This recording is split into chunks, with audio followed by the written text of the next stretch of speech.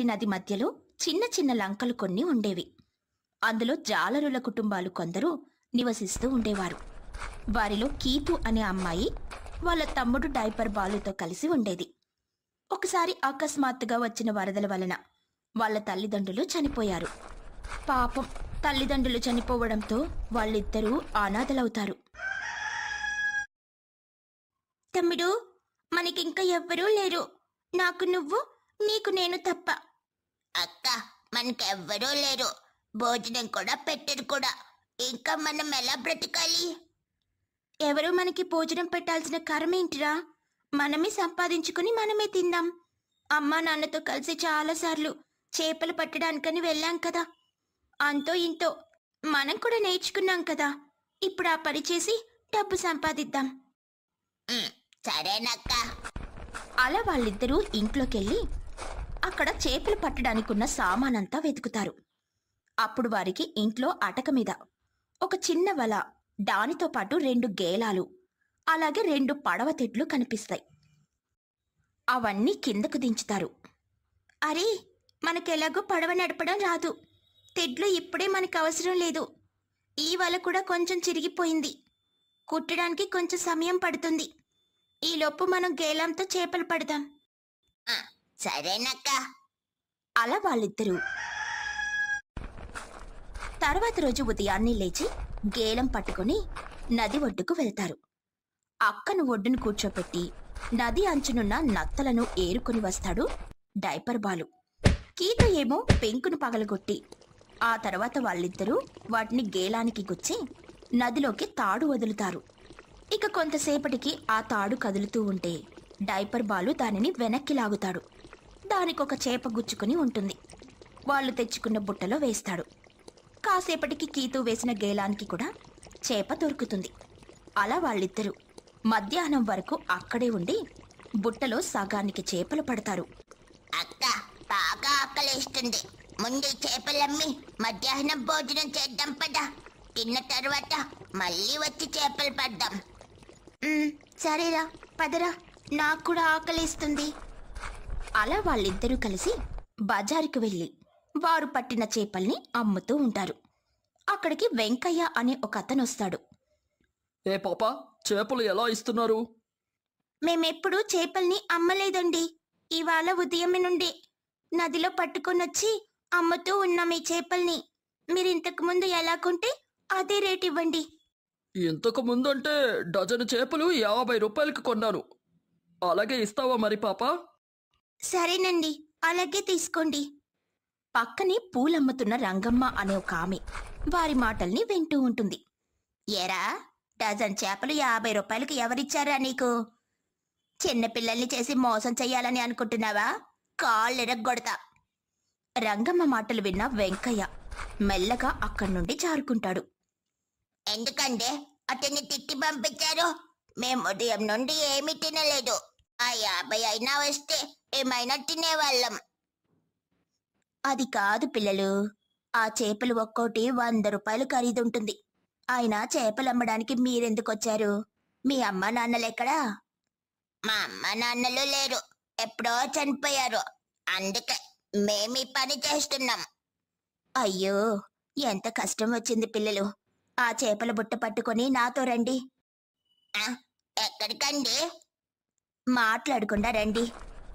అలా రంగమ్మ పిల్లలిద్దరినీ తనతో పాటు ఇంటికి తీసుకుని వెళ్తుంది. అక్కడ వారిని కూర్చోపెట్టి భోజనం పెడుతుంది. భోజనానికి మా దగ్గర డబ్బులు లేవండి. పిల్లలు, నేను మీ అమ్మ లాంటి దాన్ని అనుకోండి. డబ్బు కోసం కాదు, ఆకలితో ఉన్నారని పెడుతున్నా. ఇంకేం మాట్లాడకుండా తినండి. దాంతో వాళ్ళిద్దరూ కడుపు నిండా భోజనం తింటారు. పిల్లలు, నాకు కూడా ఎవ్వరూ లేరు. మీకు అభ్యంతరం లేకపోతే రోజు భోజనానికి మా ఇంటికి రండి. నాతో పాటుగా 4 మెతుకులు వండుతాను. మీకెలాగో చేపలు పట్టడం వచ్చు కదా, ఆ పనే చెయ్యండి.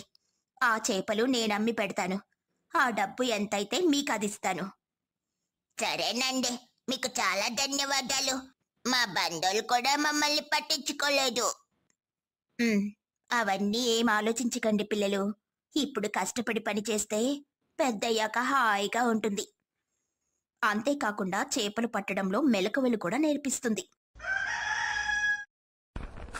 అలా వారు మెల్లగా రోజుకు 2-3 బుట్టల్లో చేపల్ని తెస్తూ ఉంటారు. అలా వారు వలతో చేపలు పట్టడం నేర్చుకుని ఎక్కువ చేపల్ని పడుతూ ఉంటారు. రంగమ్మ వాళ్ళు తెచ్చిన చేపల్ని మంచి ధరకు అమ్మి ఆ డబ్బును వారికిస్తూ ఉండేది. ఒకరోజు సాయంత్రం పిల్లలిద్దరూ భోజనం చేసిన తర్వాత రంగమ్మ వాళ్లతో ఇలా చెబుతూ ఉంటుంది. పిల్లలు, గోదావరికి వరద రావడం మొదలైంది. ఈ వరదొచ్చే సమయంలో చేప పిల్లలు నీళ్లకు ఎదురీదుతూ సముద్రంలో నుండి గోదావరి నదిలోకి వస్తాయి. ఆ చేపల్ని వలస అంటారు. అవి పూర్తిగా గోదావరి నీళ్లలోకి వచ్చాక పులసగా మారతాయి. అవి పట్టుకుంటే మీకు చాలా డబ్బొస్తుంది. మాకు చేతనయ్యింది, చేయగలిగింది చేస్తామండి. ఆ తర్వాత అంతా దేవుడి దయ. అలా వాళ్ళు రోజు చేపల్ని పట్టే చేపల్ని పడుతూ ఉంటారు. అయితే ఒకరోజు చేపలు పట్టడానికని నదిలో వల వేస్తారు. ఆ వల ఒక బండరాయికి చిక్కుకుంటుంది. వలలో చేపలు పడ్డాయి అనుకొని గట్టిగా లాగుతారు. ఎంత లాగినా వల మాత్రం బయటికి రాదు. అలా చాలాసేపు ప్రయత్నించినా రాకపోవడంతో డైపర్ బాలుకి చెయ్యి నొప్పిగా అనిపించిందని వల వదిలేస్తాడు.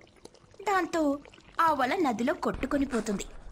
పాపం వాళ్ళిద్దరూ బాధపడుతూ రంగమ్మ దగ్గరికెళ్ళి వల పోయిందని, చేపలు కూడా ఏమీ దొరకలేదని చెప్తారు. పోన్లేండ్రా పిల్లలు, నేను ఇంకో వలని పట్నం నుండి తెప్పించి పెడతాను. మీరెలాగో విశ్రాంతి కూడా లేకుండా రోజంతా పని చేస్తూ ఉన్నారు కదా, ఈ 2 రోజుల పాటు విశ్రాంతి తీసుకోండి. అలా వాళ్ళిద్దరూ ఆ 2 రోజులు రంగమ్మ పెట్టిన భోజనం చేసి పూలమ్మే పనిలో రంగమ్మకు సహాయం చేస్తూ ఉంటారు. సరదాగా ఆడుకోమని రంగమ్మ పంపినా కూడా వెళ్లకుండా ఏ పని లేకపోతే కష్టంగా ఉందని అంటారు. దాంతో రంగమ్మ కూడా త్వరగా పట్నం నుండి కొత్త వలని తెప్పించి వారికిస్తుంది. ఆ కొత్త వలతో చేపలు పట్టడానికని వెళ్లిన కీతు, డైపర్ బాలుకి బంగారం లాంటి పులస చేపలు దొరుకుతాయి. అలా దొరికిన చేపలు రంగమ్మ అమ్మకానికని పెడుతుంది. పులస చేపలు కొనడానికని ఊరంతా నాకంటే నాకు అని ఎగబడుతూ ఉంటారు. ఇలా అయితే కష్టమని చెప్పి వలస చేపలకు వేలంపాట పెడుతుంది రంగమ్మ. 1000 రూపాయలతో మొదలైన పులస వేలంపాట 50,000 వరకు వెళ్తుంది. పక్క ఊరి జమీందారైన సర్వేశ్వరయ్య గారు చివరిగా 60,000కు పులస చేపల్ని కొనుక్కొని ఆ డబ్బు డైపర్ బాలుకి, కీతుకి ఇచ్చి అక్కడి నుండి వెళ్తాడు. అంత డబ్బు రావడంతో వాళ్ళు కూడా చాలా సంతోషిస్తారు. చిన్నప్పటి నుండి తమ తల్లిదండ్రులు తమని బాగా చదివించాలని అనుకున్నారు. కాని వాళ్ళు లేకపోవడంతో పిల్లలకు బాధ అనిపిస్తుంది. తమ్ముడు, మనం చదువుకోవాలని అమ్మా నాన్నల కోరిక. ఇద్దరం చదువుకోవాలంటే కష్టం. వచ్చిన డబ్బు బ్యాంకులో వేద్దాం. నేను పని చేస్తూ ఉంటాను. నువ్వైనా చదువుకుంటే అమ్మా నాన్నలు ఎక్కడున్నా సంతోషిస్తారు. అదేంటక్క అలా అంటావు? ఇప్పటి వరకు ఏదైనా ఇద్దరమే కలిసి చేశాం కదా. నిజమేరా, కానీ అమ్మా నాన్నల కోరిక తీర్చడానికి నువ్వు బాగా చదువుకోవాలి. నాకెలాగో రంగమ్మ తోడుగా ఉంది కదా, చేపలు పట్టే పని నేను చూసుకుంటాను. సరేనక్క, అలాగే చదువుకొని అమ్మా నాన్నల పేరు నిలబెడతాను. అలా అప్పట్నుండి కీతు చేపల్ని పట్టి అమ్ముతూ తన తమ్ముణ్ణి చదివిస్తూ ఉంటుంది.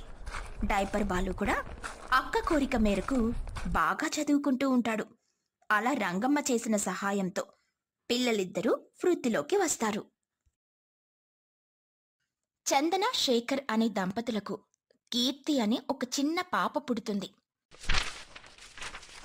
చందన, శేఖర్ ఎంతో అల్లారుముద్దుగా కీర్తిని చూసుకుంటూ ఉండేవారు. కీర్తి చిన్ననాటి నుండే చాలా తెలివిగా వ్యవహరించేది. అన్ని విషయాల్లో చాలా చురుకుగా ఉండేది. కాని కీర్తికి మంచి తెలివితేటలిచ్చిన ఆ భగవంతుడు తల్లి ప్రేమకు దూరం చేశాడు. అనుకోని కొన్ని పరిస్థితుల వలన చందన శేఖర్ని, కీర్తిని ఒంటరి వారిని చేసి వెళ్ళిపోతుంది. బంధువులందరూ శేఖర్ను పలకరించడానికని వస్తారు. బాబు శేఖరు, నీకు ఎంత అన్యాయం జరిగిపోయింది. ఇంత చిన్న వయసులో నీకెంత కష్టం వచ్చిందిరా. ఇప్పుడే నీ గుండెను రాయి చేసుకోవాలి. ఆ భగవంతుడు మాకెందుకింత అన్యాయం చేశాడో అర్థం కావడం లేదక్క. కీర్తి చూస్తే చిన్నపిల్ల. రేపటి నుండి నేను ఒక్కడిని కీర్తిని ఎలా చూసుకోవాలో. నాకు అర్థమైందిరా శేఖర్. ఇప్పుడు కీర్తికి అమ్మ అవసరం చాలా ఉంటుంది. అసలు పెరుగుతున్న ఆడపిల్లలకి అమ్మ తోడుగా ఉండాలి.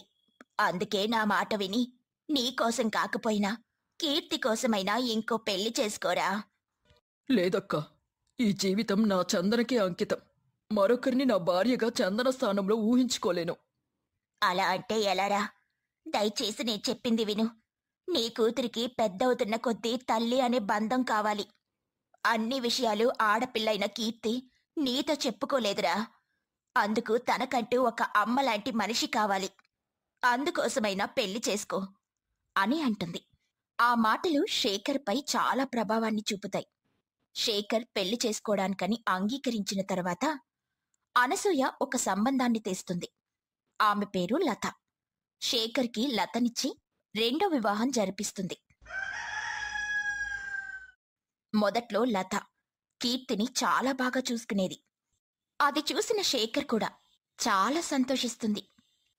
అలా కొన్ని రోజుల తర్వాత లతకి ఒక బాబు పుడతాడు. ఆ బాబుకి బాలు అని పేరు పెడతారు. తనకు తమ్ముడు పుట్టినందుకు కీర్తి కూడా చాలా సంతోషిస్తుంది. అలా కొన్ని రోజులు గడిచిన తర్వాత లత మొత్తం ప్రేమను బాలు మీదే చూపిస్తూ కీర్తిని అసహించుకోవడం మొదలు పెడుతుంది. ఇంత బారెడు పొద్దెక్కినా ఇంకా దున్నపోతులా పడుకుంటావేంటే? త్వరగా లెగిసి బయటంతా తుడిచి కల్లాపు చల్లి ముగ్గు పెట్టు. తర్వాత ఇంట్లోకొచ్చి ఇల్లంతా బాగా శుభ్రం చేసి తుడిచి తడిగుడ్డ పెట్టు. ఇదిగో బాలు పడుకున్నాడు. నువ్వు ఈ పనులు చేస్తూ గట్టిగా శబ్దాలు చేసి వాడు నిద్ర మేల్కునేలా చేశావో ఈరోజు నీకు మెతుకు అన్నం కూడా ముట్టనివ్వను అని గట్టిగా తిట్టి కీర్తి మొహం మీద ఒక చీపిరిని విసురుతుంది. కీర్తి కళ్ళు పులుముకుంటూ లెగిసి బయట వరండా అంతా తుడుస్తూ ఉంటుంది. అప్పుడు కీర్తి తనలో తాను ఇలా బాధపడుతుంది.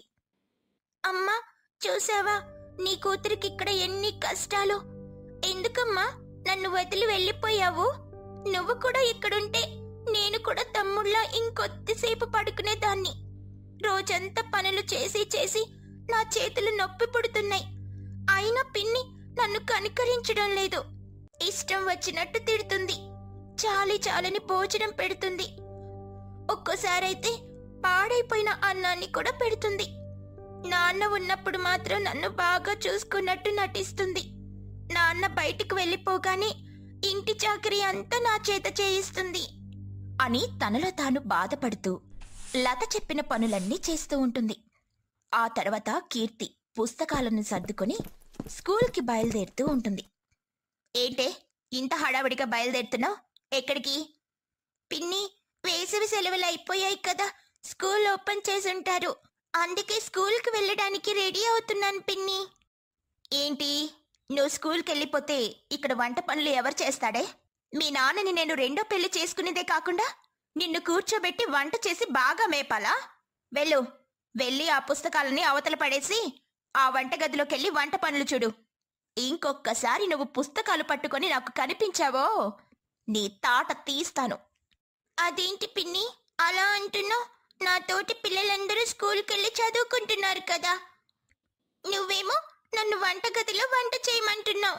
నాకు బాగా చదువుకోవాలనుంది పిన్ని. నాకు చదువు అంటే చాలా ఇష్టం. నాన్న కూడా నాకు ఎప్పుడు మంచి మార్కులు వస్తాయి అని పొగుడుతూ ఉంటారు.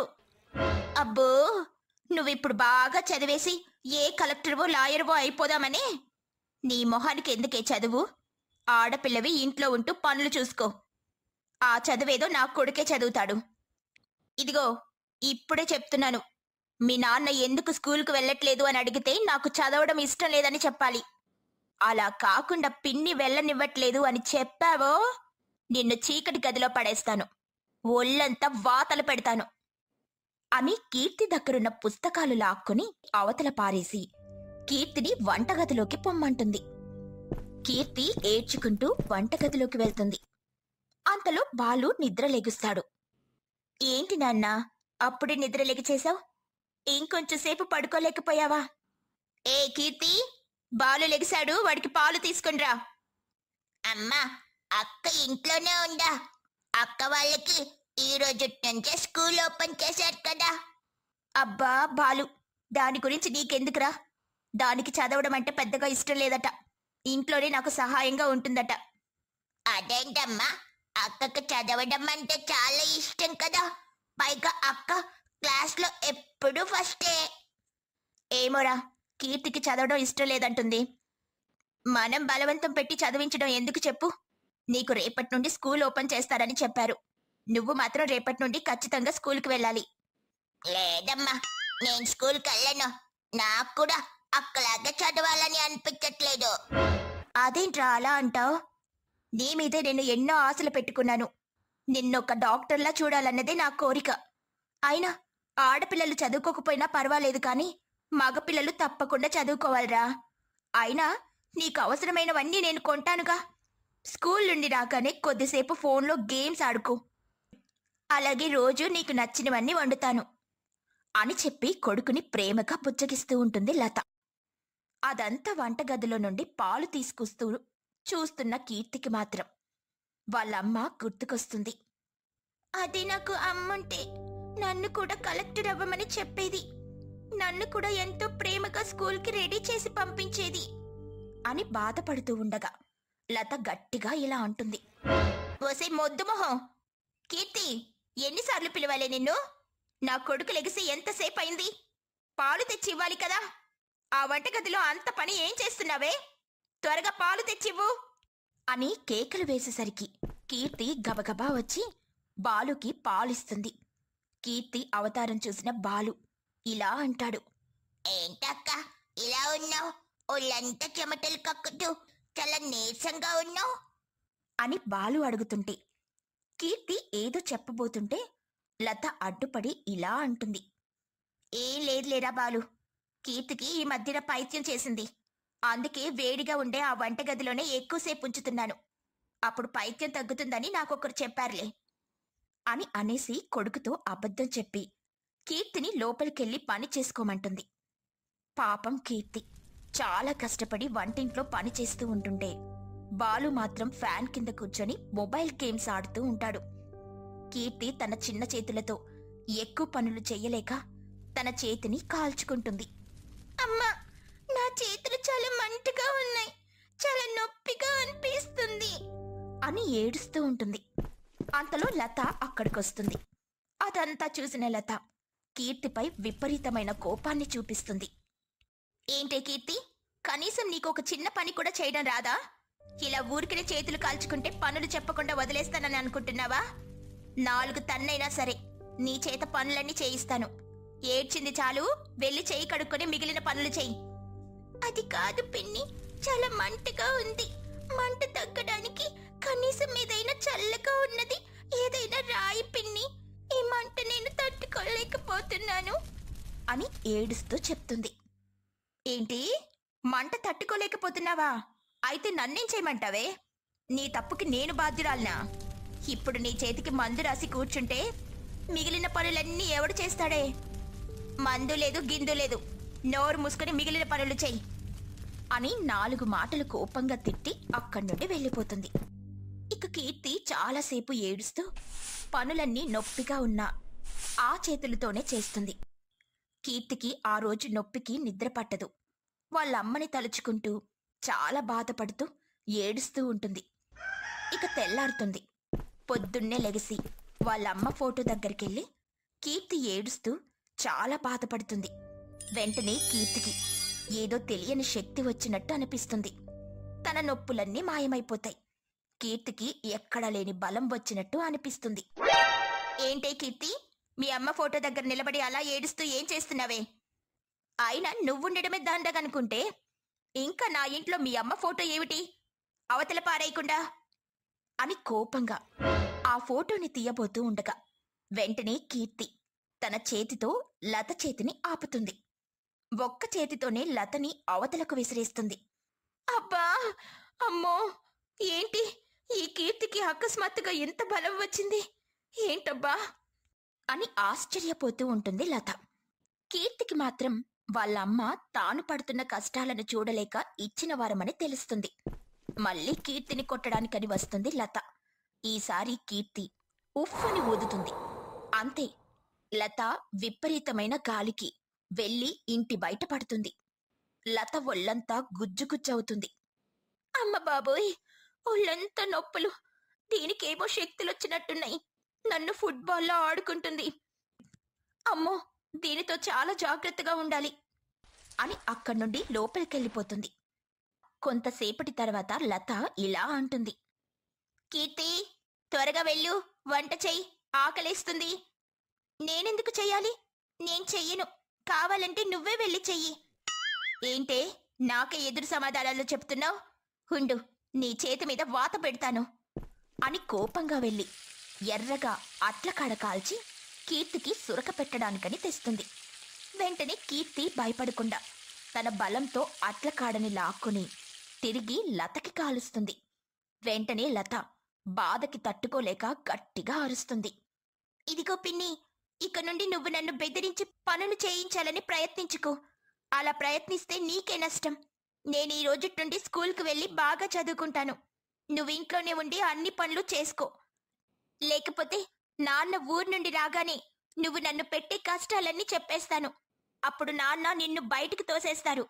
అందుకే మర్యాదగా బుద్ధిగా ఉండు, లేకపోతే తెలుసుగా నేనేం చేస్తానో అని అనగానే ఆ మాటలకు లత భయపడి సరేనంటుంది.